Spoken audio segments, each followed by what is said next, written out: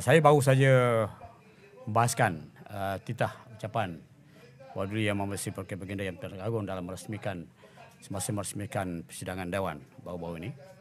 Dan antara isu yang saya bawa ialah penubuhan kampung-kampung baru, sejarah penubuhan kampung baru.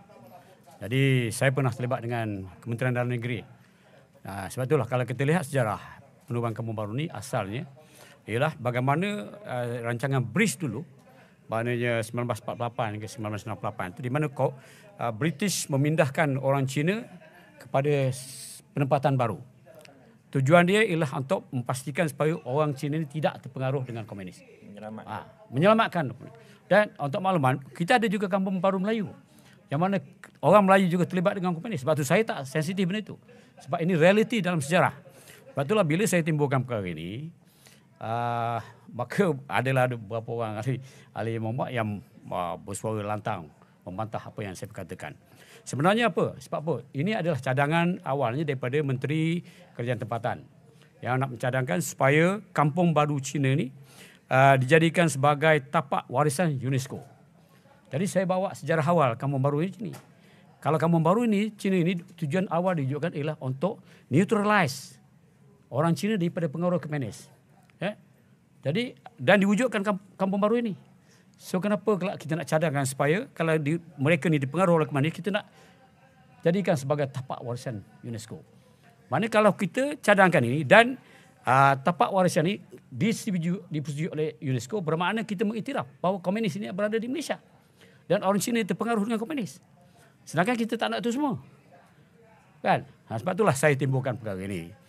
Kerana kita tak nak. Kita sayangkan juga orang Cina. Orang Cina macam orang Melayu juga. Orang India. Mungkin Jelutong dia tak ada kampung dia yang terpengaruh ni. Tapi orang Cina dan orang Melayu ada kampung-kampung Melayu dan kampung Cina yang terpengaruh dengan komunis. Ada juga Rashid Maidin. Melayu. Bendahari. Banyak lagi lah. Amin apa ni? Aisyah. Jadi maknanya saya tidak sensitif di situ. Tapi kita nak menyatakan bahawa asal dia penyebut kampung baru, perwujudan kampung baru ialah tujuan untuk menyelamatkan kaum Cina daripada pengaruh komunis. Itu tujuannya. Sebab itulah saya dan ketika itu diiktiraf sebagai soalannya orang Cina terpengaruh dengan komunis. Jadi kita nak selamatkan orang Cina ini. Sebab tu kalau kita cadangkan supaya diletakkan bawah warisan UNESCO, bermakna kita mengiktiraf komunis berada di kampung Cina itu dan orang Cina terpengaruh dengan komunis. Jadi saya ingat itulah yang saya nak sampaikan. Dan saya pernah terlibat sebagai pegawai keselamatan dalam negeri. Saya telah kempen di kampung-kampung Sungai Calik, Sungai Ruan. Saya beri ceramah. Ketika itu saya pakai plate palsu kereta saya. Nak memberikan kepada beritahu orang Cina bahawa jangan kita terpengaruh dengan komunis ni. Kerana mereka membawa malapetaka kepada negara kita. Jadi sebab itulah hari ini itu yang saya suarakan. Jadi mungkin ada kawan-kawan yang boleh tambahkan. Boleh. Macam, terima kasih. Terima kasih Yang Berhormat Maran kerana membangkitkan fakta sejarah yang penting. Saya fikir gelagat ahli parlimen DAP tadi agak mendukacitakan kerana mereka tidak matang dalam berbahas fakta sejarah. Ya, ini bukan tuduhan, ini fakta sejarah. Kampung Baru Cina adalah cordon sanitaire dalam bahasa Perancis, iaitu satu kawasan yang ditubuhkan untuk mengasingkan, mengekang pengaruh faham ideologi komunisme yang dibawa oleh Malaysian Communist Party ke dalam masyarakat Cina dan masyarakat Melayu. Ya, ketika itu. Bila mana Tun Razak menormalisasikan hubungan antara Malaysia dengan China ketika itu di Beijing bila bertemu dengan Mao Zedong, antara request permintaan Tun Razak almarhum ialah minta Beijing Mao campur tangan supaya minta Malaysian Communist Party letak senjata, ya, undur daripada perjuangan yang berdagah ini. Kenapa Tun Razak pergi Beijing minta? Sebab Tun Razak tahu, dan kita semua tahu, ini fakta sejarah, pengaruh ideologi komunisme berkembang lebih pesat dan kuat dalam masyarakat Cina ketika itu. Kerana apa, kita pun tahu, kerana Jepun membantai masyarakat Cina lebih teruk pada masyarakat Melayu. Jadi itu armed struggle yang berlaku di Malaya ketika itu. Jadi bila mana Maran tadi bangkitkan fakta sejarah, Yang Muhammad Berwas, Yang Muhammad Jelutong berasa emosional menggunakan peraturan mesyuarat yang tak apa-apa mengaitkan 3R. Sedangkan ini fakta sejarah. Saya cabar pihak kerajaan, ya, pihak DAP khususnya. Kalau kamu tidak bersetuju dengan fakta ini, pindah silibus sejarah tingkatan 4-5 di sekolah menengah tu. Saya cakap di depan dalam Dewan, minta Menteri Pendidikan ubah. Sebab kamu rasa sejarah kampung baru Cina ini salah melalui penafsiran British. Baik, sila kemukakan fakta sejarah yang baru, yang kamu rasa lebih betul. Saya cabar kepada Berwas, Jelutong dan DAP. Sebab yang saya cakap ni ucapan daripada Setiausaha Agong MCA pada tahun 2018.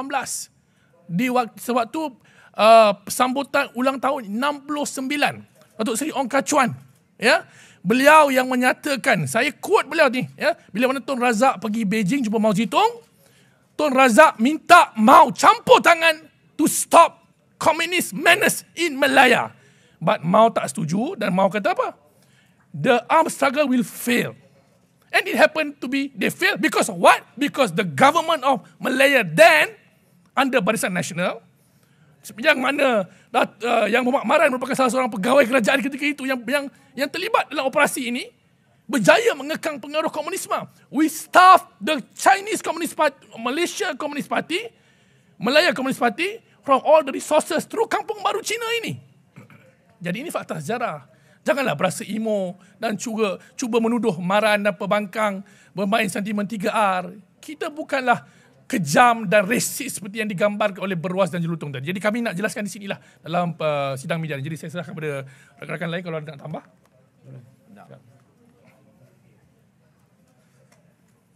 Bismillahirrahmanirrahim. Saya nak sambung sikit berkenaan dengan ni village settlement ni. Sebenarnya bukan saja di Malaysia, di sepadan Thailand pun ada.